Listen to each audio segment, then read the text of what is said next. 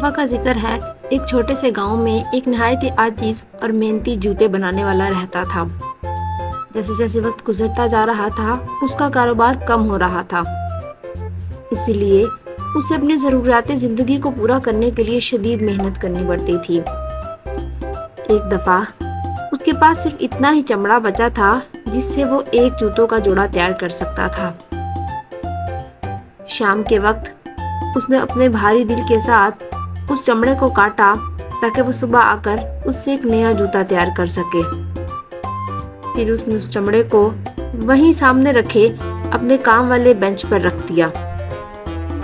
अगली सुबह जब वो आया तो वो ये देखकर हैरान रह गया कि उसके उस बेंच पर बहुत ही खूबसूरत जूतों का एक जोड़ा पड़ा हुआ था, जो दिखने में बहुत ज़्यादा खूबसूरत और अच्छे मेयार का था और दिखने से ही लग रहा था कि उस जूते को कितनी ही उम्दगी के साथ तैयार किया गया है। उसने अपनी ज़िंदगी में जितने जूते तैयार किए थे, ये उन सब में से खूबसूरत और उम्दा था।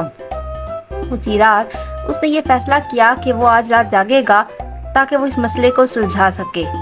जैसे ही आधी रात का वक्त हुआ तो उसने देखा कि खिड़की के टूटे हुए शीशे में से दो छोटे छोटे जिन अंदर दाखिल हो रहे थे।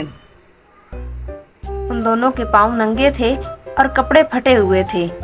उन्होंने उस जूता बनाने वाले की रहमदिली और हालत ज़ार को महसूस किया था। इसी वजह से वो उसकी मदद करना चाहते थे। तो तमाम रात बैठकर उन्होंने निहायत महारत के साथ जूता तैयार किया। उसकी अच्छे से सिलाई की गई थी और अच्छे से तोड़ फोड़ की थी। उनकी जूता बनाने की रफ्तार निहायत ही गैर मामूली और काबिल ज़िक्र थी।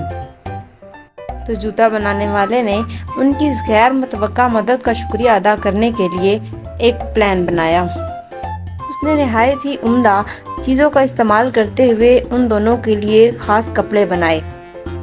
इसके साथ साथ उसने उन दोनों के लिए जूतों का एक एक जोड़ा भी तैयार किया और उनको अच्छी तरह से पैक करके वर्कशॉप में रख दिया। क्रिसमस की रात जब वो दोनों जिन वहाँ पर पहुँचे, उन्हें अपने लिए वो गिफ्ट देखकर नहायत खुशी महसूस हुई। उन्होंने जल्दी जल्दी खोला, जिसमें गैर यकीनी तौर पर उनके लिए कपड़े और जूते मौजूद थे। वो दोनों बेहद खुश थे कि अब उनके पास पहनने को नए जूते और कपड़े होंगे। और इसके साथ साथ वो जूता बनाने वाले की इस रहमदिली और सखावत पर खुश थे। उन्होंने उसकी मदद करके जो नेक काम किया था, उसका बदला उन्हें इन कपड़ों और जूतों की सूरत में मिला था। इसके बाद भी वो दोनों उसके मज़ीद मशहूर होकर हर शाम आया करते थे और उसके साथ मिलकर नए जूते बनाते थे और उसे नए और ख़ूबसूरत डिज़ाइन बनाने में उसकी मदद किया करते थे। जैसे जैसे वक्त गुजरता गया, जूता बनाने वाले की किस्मत बदलने लगी। अब वो पहले से ज़्यादा खुशहाल हो गया था। उनके बनाए हुए जूतों के डिज़ाइन पूरे गांव में मशहूर हो चुके थे और लोग दूर दूर से उनके पास उम्दा जूते बनवाने के लिए आते थे। एक रात जब वो तमाम मिलकर अपना काम ख़त्म कर चुके थे, तो उन दोनों ने जूता बनाने वाले को हमेशा हमेशा के लिए अलविदा कहा, क्योंकि अब वक्त आ चुका था और उन्हें वहाँ से जाना था। जूता बनाने वाला आंखों में आंसू लिए उन दोनों को चांद की किरणों के साथ गायब होता देख रहा था।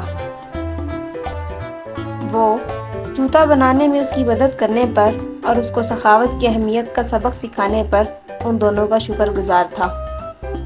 और उस दिन से आगे वो उन दोनों जिन्नों की गैर मामूली मदद को याद करते हुए मज़ीद आला और ख़ूबसूरत डिज़ाइन के जूते तैयार करता रहा। तो प्यारे बच्चों, इस कहानी से हमें रहमदिली, सखावत और दूसरों की मदद करने के बारे में सिखाता है और ये बताता है कि जब हम बेगर्ज होकर दूसरों की मदद करते हैं तो उससे हमें कितनी गैर मुतवक्का नेमतें हासिल होती हैं।